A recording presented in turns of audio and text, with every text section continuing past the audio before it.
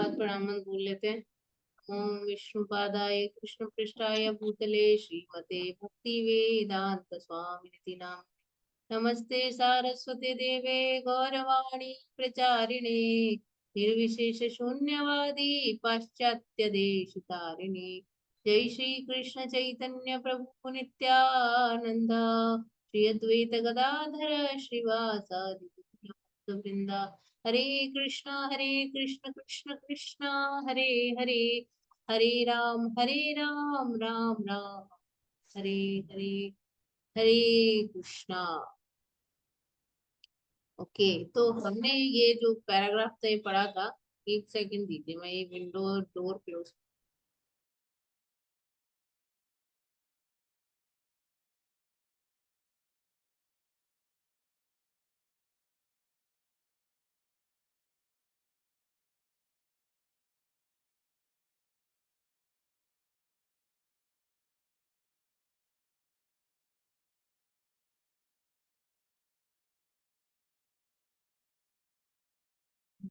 Door आ रहा था, बंद हो गया।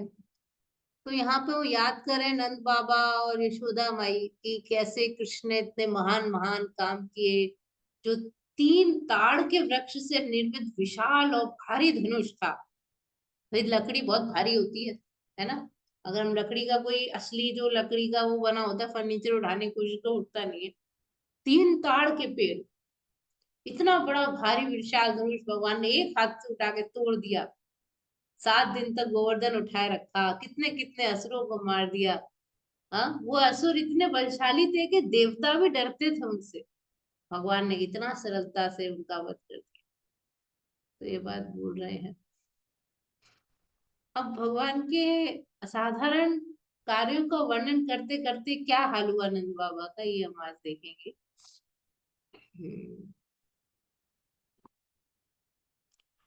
प्रीति शर्मा माता जी पढ़िए। हरे कृष्णा माता जी। हरे कृष्ण। उद्धव के सामने श्री कृष्ण के असामान्य कार्यों का वर्णन करते करते नंद महाराज धीरे धीरे व्याकुल हो गए और आगे कुछ ना बोल सके। जहां तक यशोदा मैया का प्रश्न है, वे अपने पति के समीप मौन बैठकर श्री कृष्ण की लीलाओं का श्रवण कर रही थी। वे केवल अविरत क्रंदन कर रही थी और उनके स्तनों से दूध बह रहा था।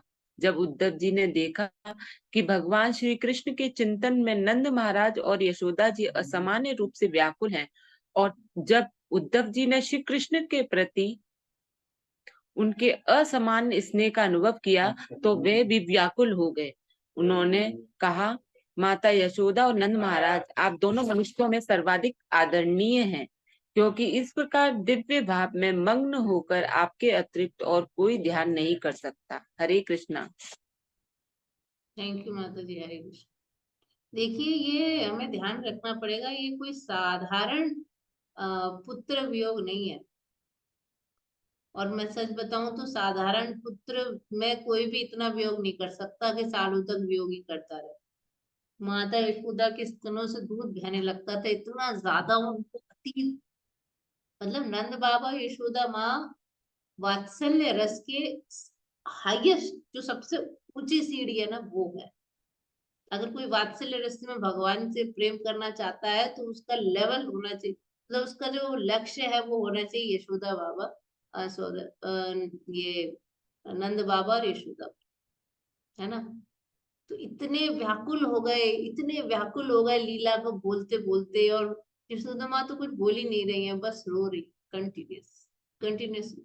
उद्धव जी भी, अब उद्धव जी गए तो थे ज्ञान बांटने उनको, लेकिन इतना असाधारण जो प्रेम भगवान के प्रति, जो कई कई वर्षों तक तपस्या करके भी नहीं आ पाता लोगों का इतना प्रेम, वो इतना असामान्य स्नेह, तो उनको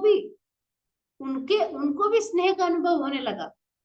ये कहते हैं ना कि भक्तों के बीच रहने से भक्ति बढ़ती है, वही वाली बात। इन्फेक्शन फैल जाता है ना, दूसरा एक इन्फेक्टेड हो, उसे अगर कोई बीमारी है तो आपको भी इन्फेक्शन लग जाएगा, बस वही वाली बात। वो भी इन्फेक्शियस हो गए, उनको भी असामान्य स्नेह का अनुभव होने लगा। ठीक है ना, कितनी बड़ी बात है। आप इमेजिन कर पा रहे हैं ना कि कितना प्रेम करते हैं, और वो उनके क्योंकि बगल में बैठे हैं, उसका जो प्रभाव है उनके स्नेह का वो उद्धव जी के ऊपर भी हो गया, तो वो भी व्याकुल हो गए। ठीक है, तो क्या बोलते हैं, आप तो इतने आदरणीय हैं, क्योंकि इतना ध्यान तो कौन लगा, समाधि में है वो लोग। जो लोग कहते हैं ना समाधि, समाधि का क्या मतलब होता है, एक पॉइंट पे जो है आप टिक गए। तो जो भगवान के समाधि लगाते हैं वो भगवान पे टिक जाते हैं। तो ये कितने घोर समाधि में थे Nand Baba Yashoda, they can not think anything else except, है ना। तो इस प्रकार से बोले इतना ध्यान तो कोई नहीं कर सकता दिव्य भाव में मग्न होकर, इसलिए आप लोग कौन है, आदर, आदर देने की। ठीक है, अब उसके बाद उन्होंने थोड़ा ज्ञान भी दिया है। शिवपाली माता जी बोली। हरे कृष्ण माता जी। हरे कृष्ण। उद्धव कहते रहे, श्री कृष्ण व बलराम जी दोनों ही मूल श्री भगवान हैं और उन्हीं से सृष्टि की उत्पत्ति होती है। सभी व्यक्तियों में वे प्रमुख हैं। वे दोनों ही इस भौतिक सृष्टि के मूल कारण हैं। भौतिक शक्ति का मार्गदर्शन पुरुष अवतार करते हैं और वे सब श्री कृष्ण और बलराम जी के अंतर्गत कार्य करते हैं। अपने आंशिक प्रतिनिधित्व के द्वारा वे सभी प्राणियों के हृदय में प्रवेश कर जाते हैं। वे सभी ज्ञान तथा विस्मृतियों के भी स्रोत हैं। इस बात की पुष्टि श्रीमद् भगवद गीता के 15वें अध्याय में की गई है। मैं सबके हृदय में उपस्थित हूँ। मैं ही स्मृति और विस्मृति का कारण हूँ। मैं ही वेदांत का मूल रचयिता हूँ और मैं ही वेदों का वास्तविक ज्ञाता हूँ। यदि मृत्यु के समय कोई क्षण भर भी अपने शुद्ध मन को श्री कृष्ण पर स्थिर कर ले, तो वे अपने भौतिक शरीर को त्याग कर मूल आध्यात्मिक शरीर को प्राप्त करने का अधिकारी बनता है। यह ठीक उसी प्रकार है जिस प्रकार सूर्य अपने पूर्ण प्रकाश में उदित होता है। इस प्रकार प्राण त्यागने के पश्चात वह तत्काल वैकुंठ लोक में प्रवेश करता है। हरे कृष्ण माता जी। हरे कृष्ण। तो यहाँ पर बता रहे हैं, उद्धव जी बताते रहे कि देखो वो तो मूल भगवान है। देखिए कृष्ण और बलराम जो है मूल भगवान है। और सारी सृष्टि उनसे हुई। पुरुष अवतार क्या होता है, कोई बताएगा, पुरुष अवतार। माता जी 3 अवतार हैं, हम्म, क्षीरोदक्षाय विष्णु, गर्भोदक्षाय विष्णु और कारणोदक्षाय Vishnu. Very good, very good, very good.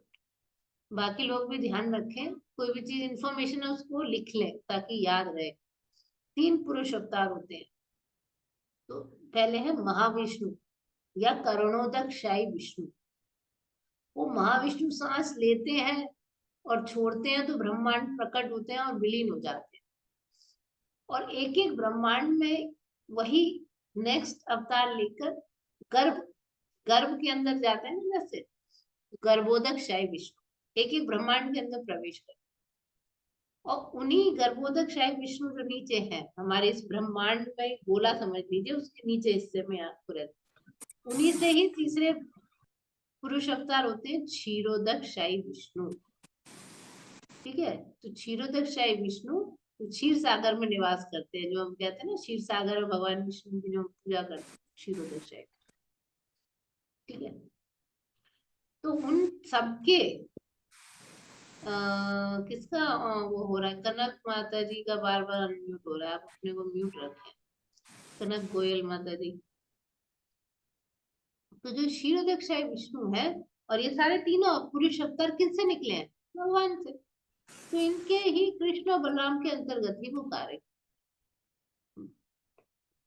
तो जो क्षीरोदकशाही विष्णु है वही हर किसी के हृदय में परमात्मा रूप से प्रवेश करते हैं।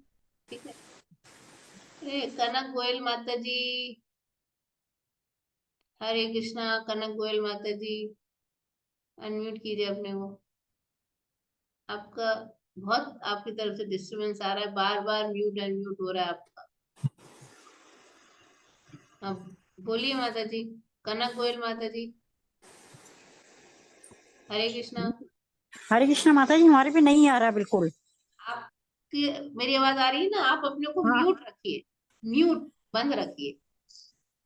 ठीक है, हाँ उसको ओपन, आपका बार बार ओपन क्यों हो जा रहा है, मुझे समझ नहीं आ रहा। आपका फिर ओपन है, आप म्यूट रखिए, उससे डिस्टरबेंस होता है ना क्लास में, शोर आ रहा है आपकी तरफ से, फोर्स म्यूट ही करना पड़ेगा ये समझ पाने के लिए।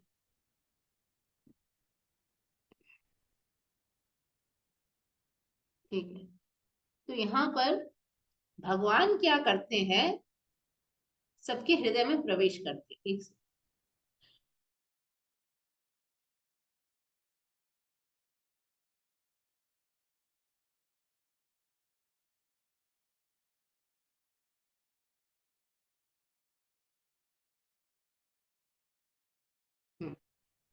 तो भगवान परमात्मा रूप में जो प्रवेश करते हैं वो शीलोदक्षाय विष्णु से ही निकल के हर प्रत्येक कण में प्रवेश करते। तो ये 15वें अध्याय का 15वां श्लोक है, किसी को याद है 15वें अध्याय का 15वां श्लोक? सुना सकता है कोई? बुक लेके बैठा हो तो फटाफट खुल के भी सुना सकता है। है कोई? अच्छा, अनम्यूट तो आप कर नहीं पाओगे, रुक जाओ, अनम्यूट कर सकते हो, जिसको सुनाना सुना सकते हैं। 15वें अध्याय।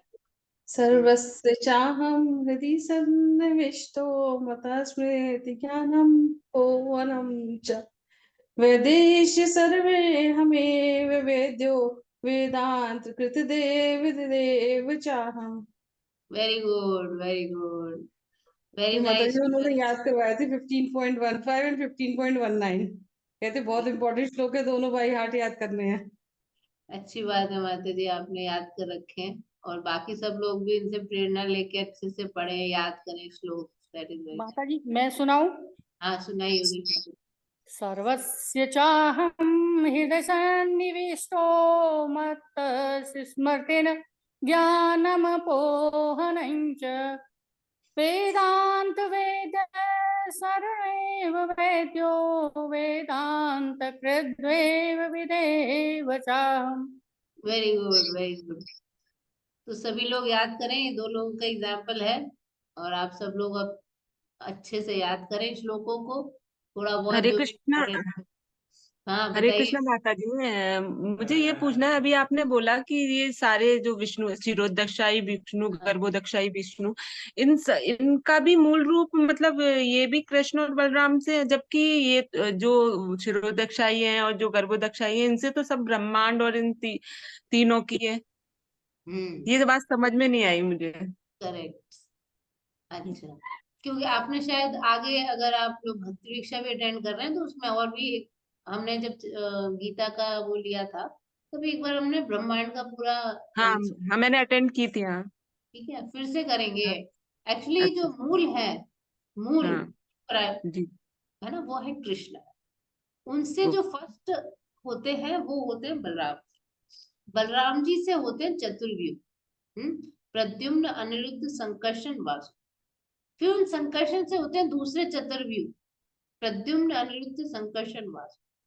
उसके बाद फिर उन्हीं दूसरे संकर्षण से निकलते हैं, उनका मतलब ये क्या है, एक मोमबत्ती से दूसरी, दूसरी से तीसरी, ऐसे जला देना। तो फिर उन्हीं संकर्षण से निकलते हैं महाविष्णु, मतलब उनका विस्तार। महाविष्णु का विस्तार होता है गर्भोदक्षाई विष्णु के रूप में, गर्भोदक्षाई विष्णु का विस्तार होता है क्षीरोदक्षाई विष्णु के रूप में, और यही क्षीरोदक्षाई विष्णु विस्तार करके कण कण में प्रवेश कर जाते हैं परमात्मा रूप में। और इन्हीं क्षीरोदक्षाई विष्णु से जितने भी अवतार इस पृथ्वी पर होते हैं वो इन्हीं से ही होते हैं। इसलिए हम कहते हैं कि राम जी, कृष्ण जी, नरसिम्हा सब भगवान विष्णु के अवतार। वो एक्चुअली क्षीरोदक्षाई विष्णु के बारे में बोलते हैं कि उनके अवतार। ठीक है, तो कृष्ण भी जब अवतार रूप में आते हैं तो इनसे निकलते हैं, लेकिन जो ओरिजिनल कृष्ण है, जो गोलोक धाम में विराजमान है, वो ब्रह्मा जी के एक दिन में 27वीं चतुर्युगी में स्वयं आते, वो स्वयं आते हैं। तब यहाँ पर जो ब्रज वाला जो चीज है ना, जो ब्रज मंडल में जो लीला हुई है, वो सिर्फ तभी होती है जब वो आते। लेकिन जब क्षीरोदक्षाई विष्णु से कृष्ण निकलते हैं जिस कल्प में, उस कल्प में केवल द्वारिका वाली लीलाएं होती हैं, वृंदावन वाली लीलाएं नहीं। ठीक है, तो इसलिए सब कुछ जो है देखा जाए तो भगवान क्षीरोदक्षाई विष्णु से ही निकला। लेकिन ओरिजिनल जो है, इसीलिए भागवत क्या कहती है, जब भागवत में सारे अंश और कला अवतार बता दिए प्रथम स्कंद में, तो उसके बाद वो बोलते हैं एते च अंश कलह पुंसः कृष्णस्तु भगवान स्वयं। ये जितने भी अवतार थे, अंश और कला अवतार थे, कृष्ण स्वयं भगवान है ना। तो इस तरह से वो पुष्टि करती है। इवन ब्रह्म संहिता में भी ब्रह्मा जी पुष्टि करते हैं, ईश्वरः परमः कृष्ण सच्चिदानंद विग्रह अनादिरादिर गोविंद सर्व कारण कारणम। हाँ, ईश्वरः परमः कृष्ण, परम कृष्ण, ईश्वर कौन है? कृष्ण है। सच्चिदानंद विग्रह, उनके विग्रह सच्चिदानंद है, उनका जो शरीर है सच्चित और आनंद स्वरूप है। अनादि आदि गोविंदा, वही अनादि है, और आदि गोविंद वही है। सर्व कारण कारणम, इस संसार में जितने भी कारण है, यानी जो भी दिखाई देता है, चाहे वो भगवान के विष्णु अवतार हो या हम जैसे हम भिन्न विभिन्न अंश, हम सब उन्हीं के ही, उनसे ही निकले। कुछ क्लियर हुआ प्रीति माता जी आपको? जी माता जी, जी माता, धन्यवाद। हरे कृष्ण। ठीक है, तो जो अभी श्लोक सब लोग पढ़ रहे थे, 15वें अध्याय का 15वां श्लोक, मैं चाहती हूँ सब लोग याद करें, सब लोग याद करेंगे और अपना ऑडियो भी देंगे। ठीक है, तो यहाँ है सर्वस्य चाहम हृदि सन्निविष्टो, I am seated in everyone's heart, मैं सबके हृदय में बैठ। मत्तः स्मृतिर ज्ञानम अपोहनम च, मुझसे स्मृति विस्मृति ज्ञान सब कुछ मुझसे ही, है ना। तो यहाँ पे पता है वेदेश्च सर्वे रहमेव वेद्यो, मैं ही वेदांत का कौन हूँ? मूल रचय, वेदों को जानने वाला भी मैं हूँ, वेदांत लिखने वाला। और यदि मृत्यु के समय कोई क्षण भर भी शुद्ध मन को कृष्ण पे स्थित कर ले, this is very very difficult to do. मृत्यु के समय मन शुद्ध हो जाना बहुत आसान बात थोड़ी है। इमीडिएटली मन शुद्ध नहीं होता, उसको बहुत साल लगते हैं क्लीन करने में। कोई बिल्कुल धूल भरा एक बहुत मोटी धूल की परत हो किसी चीज पे, अब 1 सेकंड में थोड़ी आप धूल हटा दोगे, वो भी जमी हुई बड़ी गाढ़ी, टाइम लगता है उसको, और टाइम, जिंदगी भर प्रयास करोगे तब होता है शुद्ध मन, तब कृष्ण का स्थिर। फिर 1 सेकंड को भी हो जाए बंदी, तो फिर क्या होगा? भौतिक शरीर को त्याग कर अपने मूल, यानी ओरिजिनल, हमारा जो ओरिजिनल स्पिरिचुअल बॉडी है हमारी, हम सबकी एक स्पिरिचुअल बॉडी है, हमें पता है। We don't know who we are, हम जीवात्मा है ये तो ठीक है, हमारा एक स्वरूप भी है। हम कौन है भगवान के धाम में, वो स्वरूप का जो ज्ञान है वो यहाँ कोई बता नहीं सकता। जो लोग कहते हैं ना हम स्वरूप ज्ञान करा देंगे, वो बेवकूफ बना, ऐसे मन से नहीं माना जाता। ठीक है, लेकिन हमारा एक स्वरूप है, हमारा कोई नाम है, हम भगवान के धाम में कुछ है, वो स्वरूप पता नहीं है। लेकिन जब शुद्ध मन से कृष्ण पे स्थिर हो गए, भौतिक शरीर छूट गया, दूसरा शरीर मिलेगा, वो होगा स्पिरिचुअल बॉडी, आध्यात्मिक शरीर, मूल शरीर, ओरिजिनल शरीर। ये इसी प्रकार है जैसे सूर्य जब अपने पूर्ण प्रकाश में उदित, बड़ा तेज, देखिए सूर्य की चारों तरफ बादल छा जाए तो, जैसे इस समय बैंगलोर में बिल्कुल बादल छाए हुए, बिल्कुल धूप नहीं निकलती और कई दिन से नहीं निकल रही, बड़ा अजीब सा मौसम, ठंडा सा ऐसा हो रहा। ठीक है, लेकिन जब अपने पूर्ण प्रकाश में निकलता कितना तेज गर्मी देता है। ऐसे आत्मा अपने मूल स्वरूप में जब आती है तो फुल ऑफ नॉलेज होती है। ब्रह्मभूत प्रसन्न आत्मा न शोचती न कांक्षती, न शोक करती है न कोई इच्छा करती है, वो अपने पूर्ण ज्ञान में स्थित होती, पूर्ण आनंद में वो स्थिति प्राप्त हो जाती है और वैकुंठ लोक में प्रवेश करता है। यही कृष्ण भावनामृत के साधन का फल है। अब लोग क्या करते हैं, छोटी मोटी चीजों के लिए यहाँ इधर उधर पूजा करते हैं, यहाँ पे ये हो जाए, यहाँ हो जाए। अरे अपने मूल स्थिति में आने का हमें प्रयास करना है, ताकि हम अपने उस चिर आनंद वाली स्थिति में जा सके। वो that should be our aim. Okay,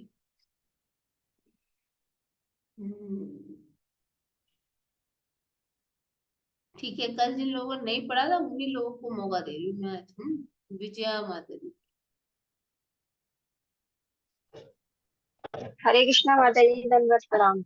हरे यदि हम मन व शरीर से स्वस्थ रहते हुए इस वर्तमान शरीर में पवित्र महामंत्र का जप करते हुए कृष्ण भावनामृत का अभ्यास करें तो पूर्ण संभावना है कि मृत्यु के समय हम अपना मन श्री कृष्ण पर केंद्रित करें।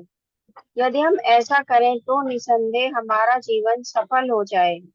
किंतु यदि हम अपने मन को सदा सकाम कर्म में लीन रखें जिससे हमें भौतिक सुख की प्राप्ति हो, तो स्वाभाविक है कि मृत्यु के समय भी हम ऐसे ही कर्मों के विषय में सोचेंगे।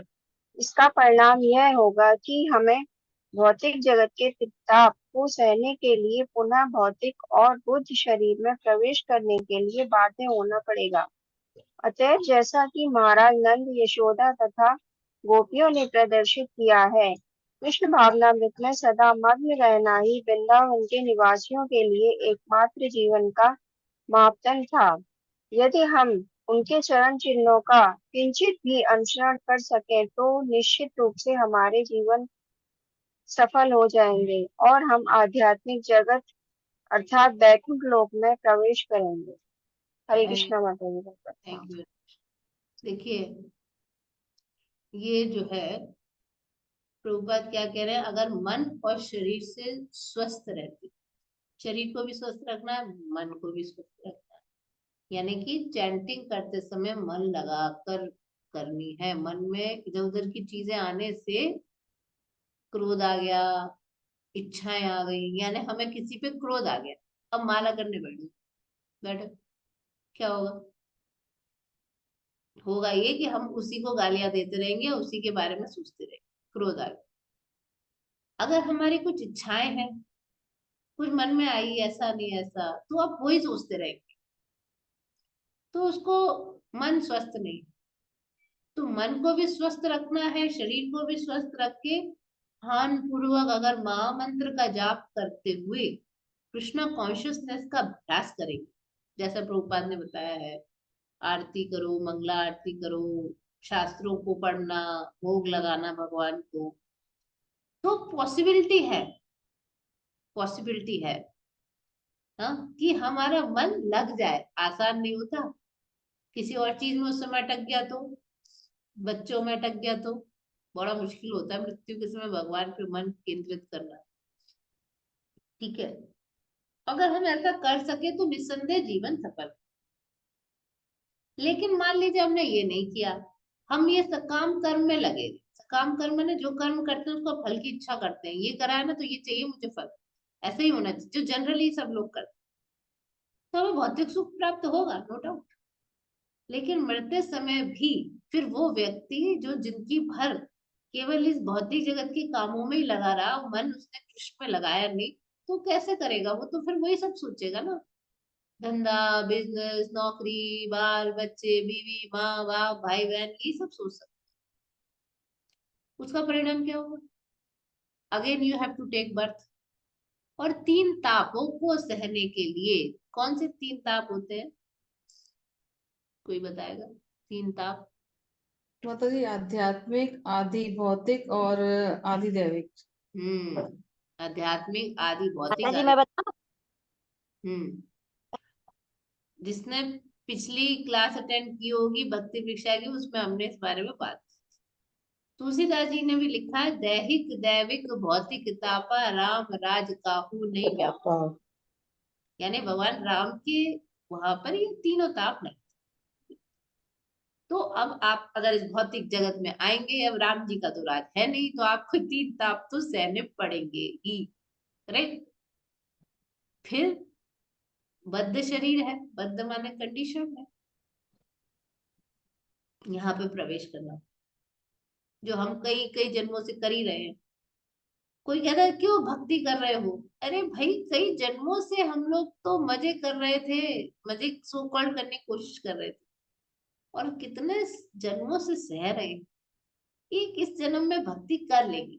एक बार किसी ने कहा आप लोग, इमेजिन कीजिए स्वामी जी, अगर आप मरे, आपको पता चला कृष्ण लोक वगैरह कुछ नहीं है, तो आपको कैसा लगेगा? बात कहते हैं मुझे कुछ बुरा नहीं लगेगा, मैंने जिंदगी भर बहुत ध्यानपूर्वक जप किया, मुझे बड़ा आनंद आया जप करने में, मैंने ठाकुर जी को बढ़िया बढ़िया भोग लगा के बनाया और खाया, मुझे बड़ा आनंद आया प्रसाद खाने में। मैंने ऐसा क्या किया? चैंटिंग की है, fasting, feasting, chanting, chant and be happy. बोले अगर सपोज आप इमेजिन कीजिए कि मृत्यु के बाद कृष्ण होते हैं, आपको ये पता चलेगा तो आपका क्या? क्योंकि आपने तो जिंदगी भर भगवान को ध्यान किया नहीं। तो हम अगर हम कर रहे हो कृष्ण नहीं हुए तो हमारा क्या नुकसान है? कुछ नहीं, लेकिन तुम्हारा तो बहुत नुकसान हो जाएगा। ठीक है, वही वाली बात। ठीक, तो अगर एक जीवन भगवान को दे भी दे, क्या है, अनंत जन्म तो नहीं दिए भगवान, थोड़ा सीरियस हो भी जाए तो क्या इशू? कोई इशू नहीं है। किंचित भी अगर हम इन ब्रजवासियों किंचित भी फॉलो अप कर सके इनको, तो हमारा जीवन निश्चित रूप से सफल हो जाएगा और हम वैकुंठ जगत में प्रवेश करने के अधिकारी हो जाए। देखिए भाई, एक बज चुका है। तो अब हम क्या करेंगे? मंजू मेहरा माधुरी कल की क्लास नहीं अटेंड कर पाए।